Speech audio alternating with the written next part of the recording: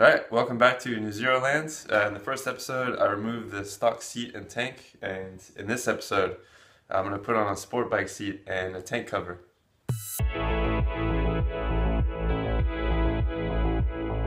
So when it comes to modifying Zeros, a company called Hollywood Electrics has been turning them into race bikes for years, and they've been customizing the stock tanks to get clip-ons to fit. But probably the first person to put sport bike fairings on a Zero was David Hiley in Australia. He used a CBR seat and tank cover and Aprilia RSV4 fairings. I thought what he did looked amazing, so I was inspired to try it on my own bike. First thing I did was find a really cheap Triumph Daytona seat. They're notoriously uncomfortable, but they look really cool, so eventually, in the future I'll replace it with a gel seat, but this will get me started on the sport bike transformation. And this will go about there, or something. Yeah. So the next step was to design a new tank that would fit with the Daytona seat. So I went through a whole process of sketching and 3D modeling, and I built stuff out of clay and fiberglass and expanding foam. But then I realized I bought some quick chargers which will fit right here above the battery. So I couldn't really design a tank yet until I have the chargers.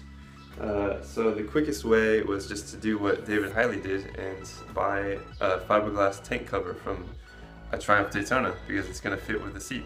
So that's what I did.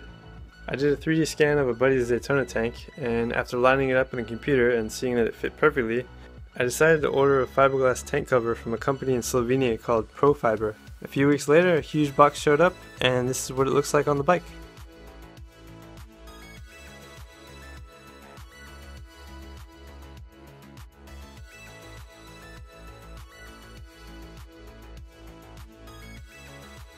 So it's really just a temporary cover so I can get the lower bars installed and fit the fairings and all that stuff. And then once I get the chargers in there, I'll know how to design a new tank. But for now, it looks really cool and the fitment's really good. So for the next couple months, this is what it's going to look like. So to get these mounted on the bike, I figured the easiest thing to do would be for the seat. I could just use the original bracket from the Zero seat and just screw that into the Triumph seat.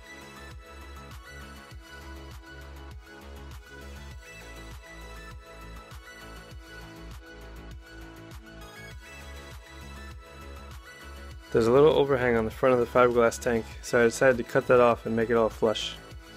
Safety first! Goggles on!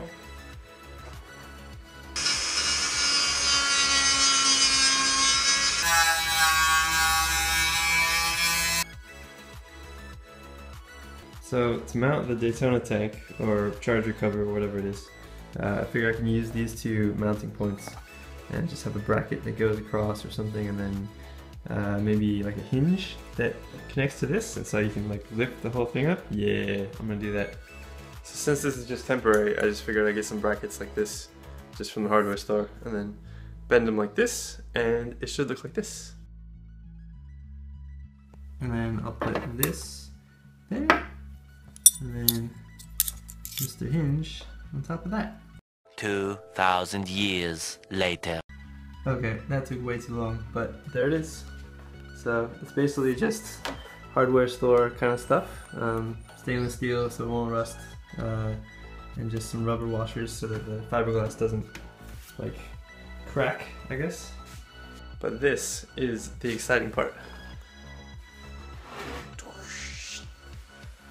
To access all the chargers and stuff. Just a little hinge. Yeah, it's gonna be awesome. So the whole idea of spending a lot of time making these complicated mounts is just so that the whole build is as non-intrusive as possible. So if I wanted to switch it back to stock at any time I could, I'm not hacking up the frame or welding things on or something. I decided to add another loop so that the front of the seat locks in and everything is more secure. At the front of the tank, there are a few mounting points you can use. I found a really cheap rivet gun and just used a small bracket for the front of it. And there you go, it's all pretty secure. Alright, so it's looking pretty sweet. Seats mounted, tanks mounted, well, a charger cover. I'm just going to call it a charger cover. As you can tell, I'm not wearing the same clothes as when I started this episode because it took days just sourcing brackets and making my own bracketry. But it's been pretty fun, and in the next episode, episode 3, I'm either going to install clip-ons or deal with this back area. There's an empty space now since the seat's a lot shorter than it was, so I have to fill that with something. So stay tuned. See you guys later.